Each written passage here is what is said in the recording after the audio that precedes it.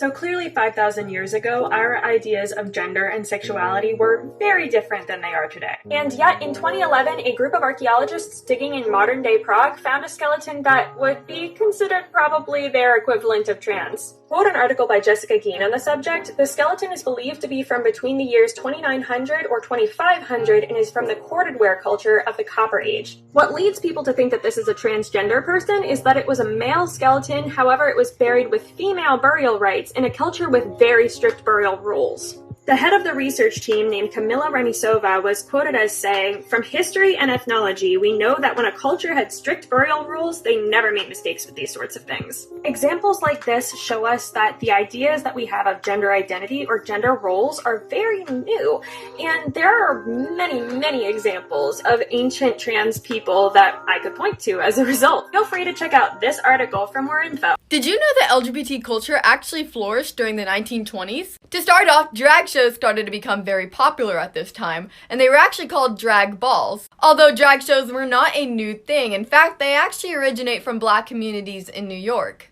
Drag shows started to become very popular in the 1920s, and they became really important into fostering LGBT culture. Gay presence started to really grow in Harlem and in Greenwich Village in New York City. LGBT cafes and speakeasies started to really pop up in New York City, and they often had their own slang and codes. The 1920s also saw what was called the pansy craze, and that is when LGBT people started to perform a lot more at night spots all across the United States. These performers were often feminine gay men, or they were masculine lesbians. It was the end of Prohibition that really hurt gay culture in the United States. When bars were able to sell liquor again, they were prohibited from selling from LGBT customers.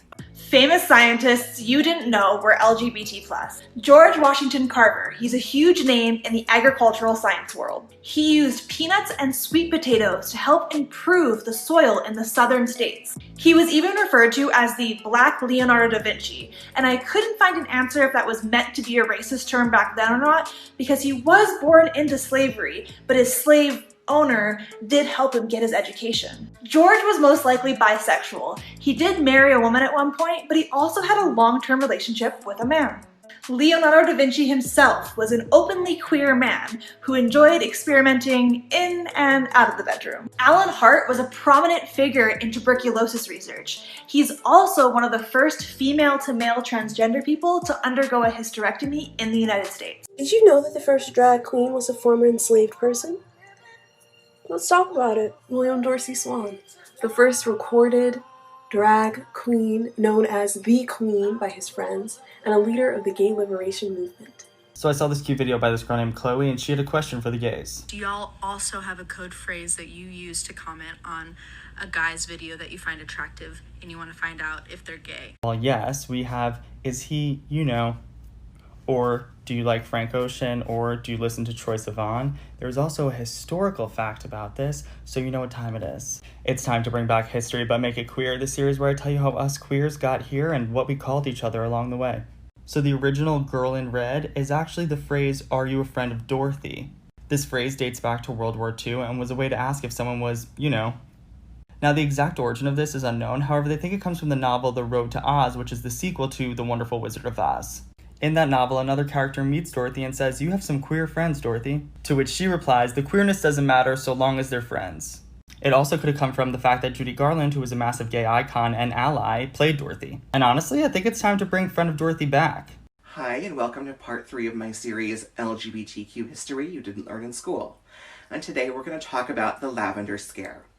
The Lavender Scare was a panic that occurred in the 1950s about LGBT people being a national security risk when they worked for the US government. And this was correlated strongly with the Red Scare and propagated initially by the House Un-American Activities Committee and Senator Joseph McCarthy. However, in 1953, President Eisenhower signed Executive Order 10450, which essentially codified that being LGBT was a national security risk and incompatible with working for the US government. And this would continue to be the law of the land until 1973, when the Civil Service Commission would finally rule that being LGBT was not an automatic termination if you worked for the US government, but it would take many years before any more protections came into place. Okay, I'm really excited about this one. So today's Black queer person in history that you need to know about is Joanne Jett Black, a drag queen alter ego of Terrence Smith, who made her world debut in 1974. In 1991, she ran to be the mayor of Chicago against Mayor Richard M. Daley. Her campaign was strong enough to land her on the cover of Chicago magazine New City alongside the mayor himself, and it was headlined King and Queen of Chicago. Although she lost the mayor election, she claimed herself as the Queen Mayor of Chicago. The next year, Miss Black ran for the President of the United States on the Queer Nation Party platform. She challenged Bill Clinton to a debate at the Democratic National Convention in New York and said, if a bad actor can be elected president, why not a good drag queen? Period! This is episode 14 of History But Make It Queer, the series where I tell you how us queers got here and who fought for us along the way. I'm back, but just for one episode because this is my favorite event and I hope you guys are enjoying the week of takeovers. One of the most prolific queer actions took place in this bar right here called Julius. In 1966, 3 men set out to disrupt the social and political climate of New York City. See, the state liquor authority based its requirements of service on things that were deemed orderly conduct. If you learned anything from the past 13 episodes, homosexuality was definitely deemed disorderly conduct. Bars that served homosexuals ran the risk of having their license taken away, as well as being the subject of frequent police raids. With a new mayor in town, the Mckensea Society saw an opportunity to push the needle forward. The 3 men wanted to demonstrate that bars in the city discriminated against homosexuals. The plan was to go into the bar, be denied service, and with the help of the ACLU, take action against the state liquor authority. And that's exactly what happened. This is a picture from it. They won the case and homosexuals were no longer viewed as disorderly conduct. And gay patrons were allowed a freedom they've never had before. Less police raids strengthened the community to make sure it stayed that way. This is the start of real change. And as I said, it's my favorite. This is me at the bar. Marsha P. Johnson was an African-American transgender woman, a gay rights activist, and the advocate for trans people of color who was a key figure during the Stonewall riots. The 60s were a hostile place for the LGBT+ community. Cross-dressing and holding hands, kissing, or dancing with the same sex was strictly illegal. Gay bars like the Stonewall Inn were places of refuge where people could express themselves and socialize openly. On June 28, 1969, the police raided Stonewall. A crowd of onlookers fed up with the constant police harassment and social discrimination accumulated outside the bar. Tension built until stones were thrown, igniting a large riot. Protests involving thousands of people continued for 5 days. At one point, Marsha climbed a lamppost to drop a brick bag down onto a cop car's windshield. Many gay right movements followed, and the first gay pride marches took place across the U.S. a year later. Remember that protesting is where gaining rights begins.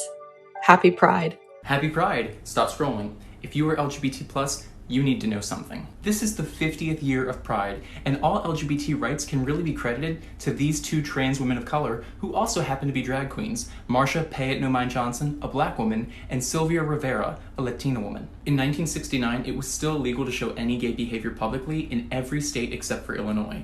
And on June 28, 1969, police raided the Stonewall Inn, a gay bar in New York. A lesbian named Stormy DeLarvery was being forcefully arrested and shouting for help, which created the Stonewall riots when the bar patrons retaliated against the police. Marsha and Sylvia are said to be 2 of the very first to fight back because they were tired of police harassment. The riots lasted 6 days, and 1 year later, the first gay pride took place, known as Christopher Street Liberation Day. We have LGBT+ rights thanks to people of color, so I think it's time that we finally stand up and support them for their equality too.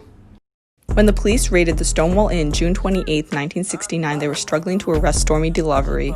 She escaped several times before one hit her over the head with a baton. Bleeding and being dragged to the police van, she cried out to the gathered crowd, "Why don't you guys do something?" And the Stonewall riot erupted. Stormy was born to a white father and African-American mother. She worked through her life as a singer, bouncer, bodyguard, and self-appointed guardian of lesbians in the village.